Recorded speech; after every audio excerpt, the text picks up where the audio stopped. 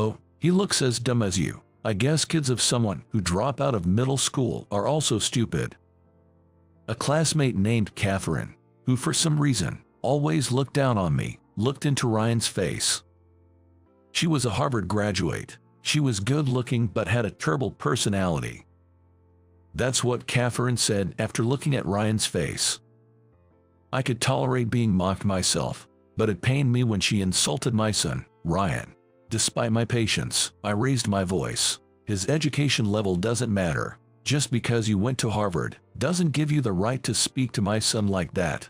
Seeing this, Ryan said in a cold voice, "Dad, this woman, it's Mrs. Smith, right? Should we fire her?" Ryan might look like he's 10, but he's no ordinary 10-year-old. Catherine would later come to realize this. My name is John. Probably a very average 8th grader at that time. Part of the soccer team, sometimes on the bench, sometimes not. Unlike the noticeable guys, I don't have a girlfriend. Yes, just an utterly average 8th grader. I had one strength and one weakness. First, my strength was math. I wasn't good at all subjects, but for some reason, math just clicked for me. I solved problems without much struggle, even if it was an advanced problem I saw for the first time. I was the only one in my grade who could solve some tough problems, and I've been holding the top rank in math since admission. I especially loved binary numbers. It felt romantic to count in a system other than base 10. It felt like a game and was very fun. On the other hand, my weakness, or rather the person I couldn't stand, was a beautiful classmate named Catherine Smith from elementary school. For some reason, Catherine treated everyone else normally, but she was cold to me. We used to play together in early elementary school and even visited each other's houses, but around our school trip in elementary school, she suddenly became distant and would only speak ill of me. "John, don't slack off during cleaning. Come on, take out the trash." It wasn't just me who was slacking off, but Catherine would say this and toss the trash can at me. "John, don't just stand there. Put out the flame. You're so useless." Anyone could turn off the burner during our science experiments, but Catherine would always complain to me. Moreover, she'd say things like, "I can't touch that alcohol lamp now that John has touched it," as if I was something dirty. I wanted to retort, but Catherine was bold, beautiful, and one of the top-ranking girls in our class hierarchy. I could never talk back and just took her remarks. I always thought that one day I'd prove her wrong, but the only thing I had over Catherine was math. However, she was decent at math and was top of the class in overall grades. Throughout middle school, Catherine kept targeting me. And as fate would have it, we ended up going to the same high school. So my high school life started with the same strength and weakness. Then, during my sophomore year of high school, my life took a 180-degree turn. My father, who was the backbone of our family, passed away. He loved fishing in rivers. One morning while going fishing, he drove the wrong way on a mountain road and plunged off a cliff, taking his car with him. And he never came back. Our family, which had been living a modest yet peaceful life, was shattered. I can never forget my mother's face when she received the call from the local police. I'll never forget the pale face of my father when we rushed to the hospital. After my father passed away, my mother, who had always been a stay-at-home mom, decided to work as a temp, but she couldn't keep a job for long because the sudden loss of my father often made her ill. Just when I thought she'd been working for a while, she'd end up bedridden. She'd get better and start working again, but within about 3 months, she'd fall again. I thought I couldn't put her through that anymore. I decided to give up on college. I'd even drop out of high school and start working right away. I wanted to bring my mom back to being a stay-at-home mom. I made up my mind the 3rd time she fell. Catherine, who always criticized me, confronted me when I decided to quit high school. "What are you thinking? Are you out of your mind? Without a high school diploma, You won't stand a chance in society. You have just one more year of high school. Don't quit now. Only a fool would drop out. Catherine strongly disapproved of my decision, but there was no changing my mind. I handed in my resignation that week and left high school by the weekend. After quitting, I first took a part-time job at a local convenience store. I'd never worked before since my high school didn't allow part-time jobs, so every day was a new experience for me. It was tiring, but I had committed to supporting our livelihood, and there was no turning back. As I got used to the convenience store job, I began to work part-time at a British pub in the evenings. My mother, seeing the occasional burns I came home with, would cry, worried about my erratic lifestyle. Still, not everything about the job was tough. As I continued with my part-time jobs, a new chapter began in my life. There was a woman named Kate who worked as a server at the pub. Kate attended a renowned state university nearby, studying robotics. Kate and I started chatting a little more during the hours when there were fewer customers. Turns out, robotics involves a lot of math, and I found the college lectures Kate shared with me really interesting. Gradually, I became interested in robotics. Whenever I wasn't scheduled at the convenience store during weekdays, I'd go to the university with Kate and secretly attend lectures. The classes were challenging with many unfamiliar theories, but I'd borrow Kate's student ID to study in the library afterward. Sometimes I'd wonder if I'd be attending that university if it weren't for my father's accident. But I found fulfillment in my busy work days, and there was a sense of accomplishment in supporting my mom. And above all, experiencing my first love was wonderful. Kate, being 3 years older, seemed very mature. Every conversation with her was stimulating. Yet, when we'd strolled by the riverbank, her expressions were childlike and adorable. I wanted to protect Kate's smile forever. As expected, Kate went on to graduate school. Being one of the top students, it seemed many research labs wanted her. She chose a research lab led by a professor known for tackling challenging subjects. Since Kate's research often extended into the late hours, she quit her part-time job at the British pub, so we no longer ran into each other at work. But every evening, once I was done with my own job, I'd visit Kate's apartment, cherishing the few moments we could spend together. Kate's apartment looked like that of a stereotypical science student. Aside from essential furniture and household items, there were piles of specialized books everywhere. By this time, I couldn't comprehend the complexity of the books Kate was reading, but she'd occasionally simplify her research for me. "You know, John, after working a few years, you can always choose to go to college," she said. I thought I had given up on the idea of going to college, but it was Kate who showed me such an option. Turns out, not everyone entering college is a fresh high school graduate around 18 or 19. Many adults do it, too. Those who've worked after high school and then felt the urge to study more also enroll. But Kate, I didn't even graduate from high school. When I mentioned that, Kate told me about the GED system. Apparently, even for someone like me who hasn't graduated from high school, if you pass the GED test, you are considered to have a high school level education and can then apply for college. Right now, I don't have the money for college tuition, and I'm maxed out just supporting my mom and me, but a new dream was born in me, to save up money and go to college someday. My dates with Kate were mostly in her apartment or on the university campus, but they were always a lot of fun. The university's cafeteria was affordable and tasty. Plus, considering the appetites of college students, they had plenty of large portion options, which was great. Kate loved the parfaits from the cafeteria. Every time I bought her one and brought it to our table, she'd be so delighted. I'd often think that if I could earn more, I could treat her parfaits at fancy cafes instead of the cafeteria. But the joy she found in those school cafeteria parfaits made me cherish her even more. Kate would always tell me, if you want to earn more, you can't just work more hours. There's a limit to how many hours a person can work. Instead, improve your skills. If you can earn more per hour, You make more even if you work the same hours. You should focus on learning. I had a tendency to pick up more shifts whenever I saw something Kate might want, but her words made me hold back and consistently work on improving my current skills. I learned to use software I couldn't before, and even got a culinary license.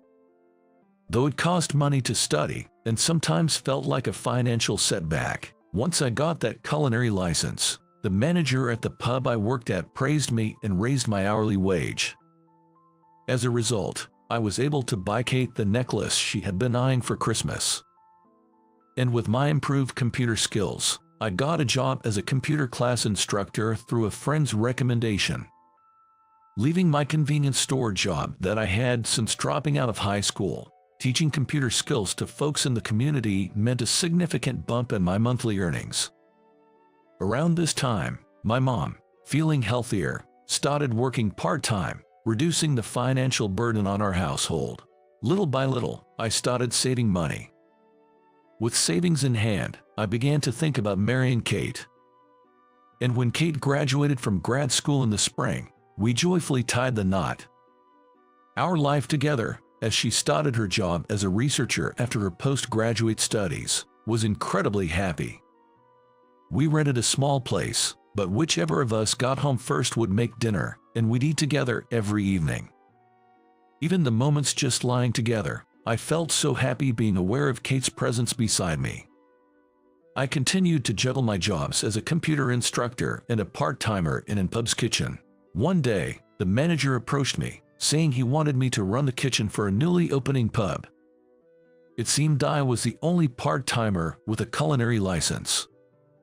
So, my hourly wage increased a bit. "John, let's save the extra money for when you go to college someday," Kate suggested. Even though I wanted to treat her to all her favorite foods, she said that, "I'm quite content with my current life. You should definitely go to college. You love math so much." Saying that, Kate wouldn't let me use the money for our date night. I even proposed sending more money to my mom, but after hearing from Kate about college, she refused. And that's how I began saving for college. Then one day, Kate, blushing, told me something. "I'm pregnant." We were truly at the peak of our happiness. Our son, Ryan, turned out to be an astonishing prodigy, much to our surprise. Kate and I were both good at math, so we expected him to like it to some extent, but he exceeded our expectations. In no time, he could count from 1 to 100 and started solving quadratic equations even before kindergarten. He quickly became fond of binary, my favorite, and could convert decimals to binary instantly. Kate continued her work part-time, and after finishing her research at the lab and picking up Ryan from daycare, she'd chat with him about math in ways he could understand. Ryan always listened with shining eyes. By then, I had quit the pub job and had become a full-time instructor at the computer class. Ryan quickly learned to operate the computer I taught him, and he easily outgrew the programming materials for elementary school students. I wonder what kind of person he'll grow up to be.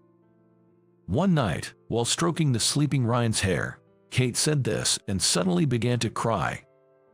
"Kate, what's wrong?" It was such a cheerful topic, so what happened? Looking at her face with suspicion, Kate clung to me and began to cry. Then she revealed, I've been diagnosed with a brain tumor. I was stunned. Only 6 months left. I couldn't come to grips with Kate's confession and remained silent for a long time.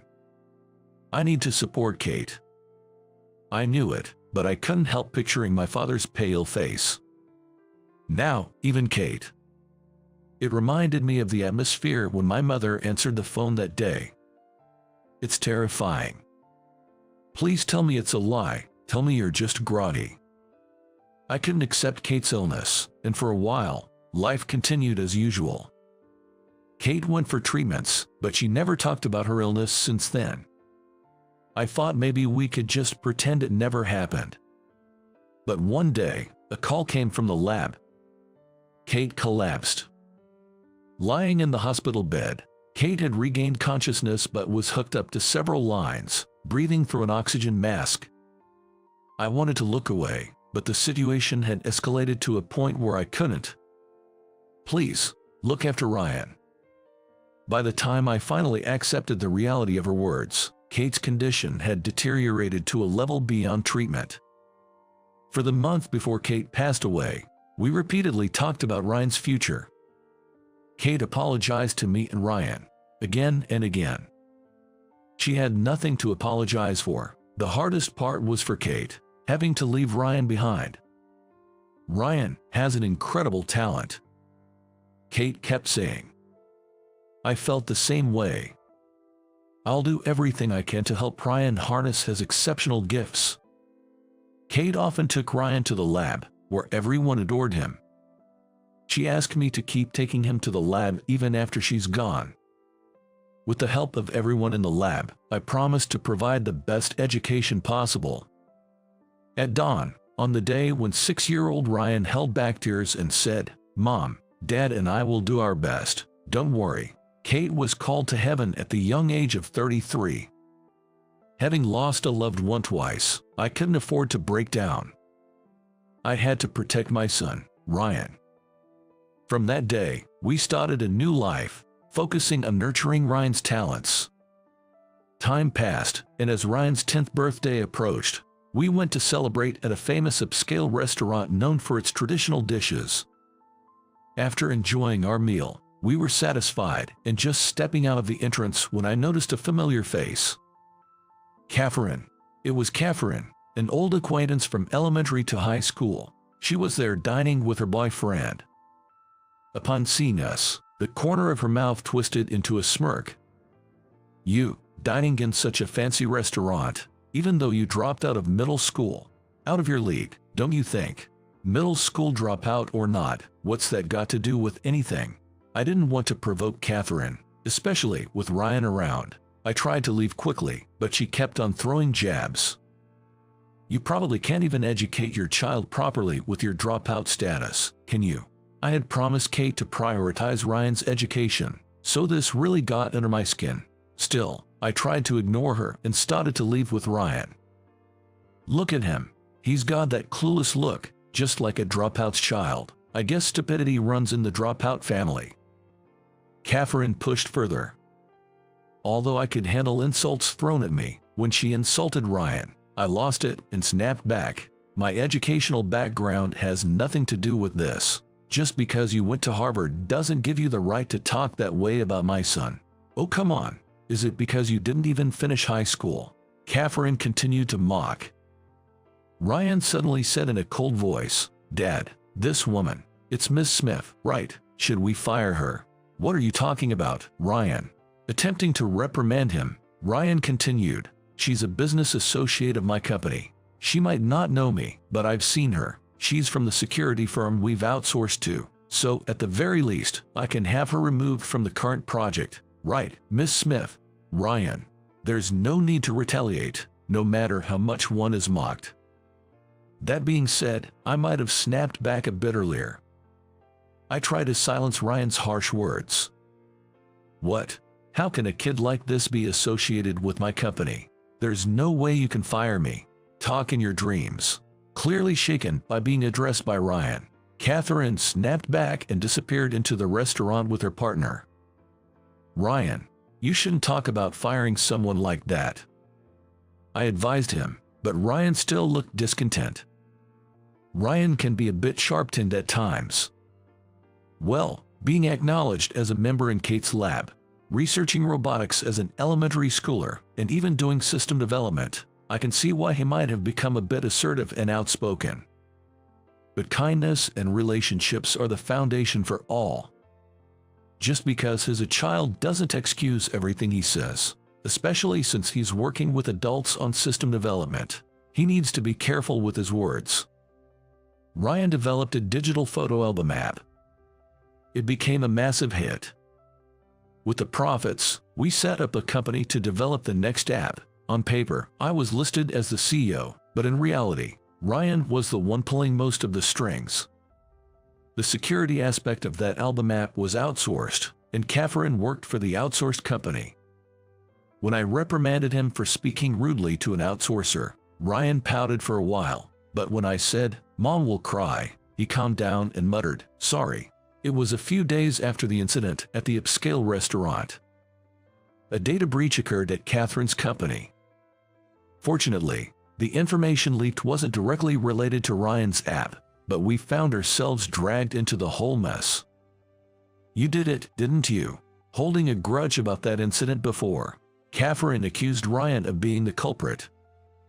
Ryan was, of course, outraged. Feeling indignant, he was determined to find the real perpetrator.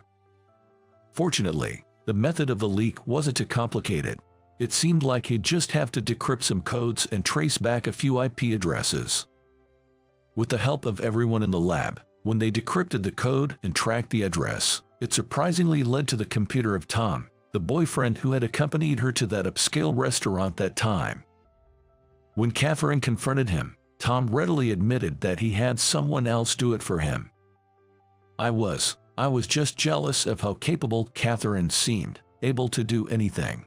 Catherine had a flashback at those words. A time in the past when she felt inferior to her first love in math and acted mean out of frustration. She had intended to confess her real feelings and apologize for her past behavior when they graduated high school, but he dropped out, and she never got the chance. Even though she was the one at fault, she harbored resentment and said hurtful things when they met again. Catherine came to my house to apologize and shared this story. I was utterly shocked to see the proud Catherine, almost as if bowing her head to the ground in remorse. Her confession that she once had feelings for me was even more startling. It made me realize anew how emotions can become so tangled that they're hard to control. Ryan didn't say much, but he seemed to sense something in Catherine's sincere apology and her vow to help Tom get back on the right track. Kate. Ryan just turned 10. Today, we're visiting Kate's gravesite. Ryan's photo app is still selling really well. The new features are loved by the customers, and the add-ons are selling. He reported in front of Kate's grave. "But I did something wrong," Ryan admitted on his own. "Some people I work with spoke ill of me, and I retaliated spitefully. Even though I was the stronger one, I ended up bullying the weaker person." Had he truly realized his mistake? As a parent, I felt relieved to see Ryan reflecting on his actions. "From now on, I'll be kinder to others. Even if someone speaks ill of me, I won't retaliate. So, Mom, you can be at peace." Kate. Ryan has grown so much, both in heart and body. He's truly maturing. And I have something else I want to share. Kate, I've decided to go to college next year. I plan to study engineering and work seriously on system development, alongside Ryan and the others. "It'd be really reassuring if you join the development team," Ryan exclaimed with enthusiasm. "I used to only be involved in company management, but honestly, I've always wanted to be part of the development, not just for bug checks, but to be deeply involved. I thought going to college would be the best way to achieve that. When I grow up, I'll go to college too. I want to attend the same one Mom did. You already visit college research labs, don't you, Ryan? But you should definitely go to college, maybe even grad school." "Yeah, and in the future, I want to be a researcher like Mom. I'll leave the company to you, Dad," Ryan said with a mischievous grin. Kate. He's growing up so strong and capable. It seems like it'll be a long time before I come to see you, but by then, I'll have plenty of stories to share. So, please wait for me there," I whispered to Kate in my heart. "John, Ryan, I will always be watching over you." It felt like I heard Kate's voice carried by the wind. "All right, Ryan, let's grab some ice cream from the campus cafeteria on our way home." "Yay!" Ryan cheered. We started walking hand in hand on our way home, the scent of spring beginning to mingle with the air. It was 15 years ago from now. Back when I was in elementary school. April came around, and we had a class shuffle. Our new class teacher was a young woman. When lunchtime came, the teacher turned to a girl who sat next to me and told her not to eat the school lunch. "Katie, you haven't paid your lunch fee, so don't eat, okay?" Katie, who always wore ragged clothes, was a skinny little girl.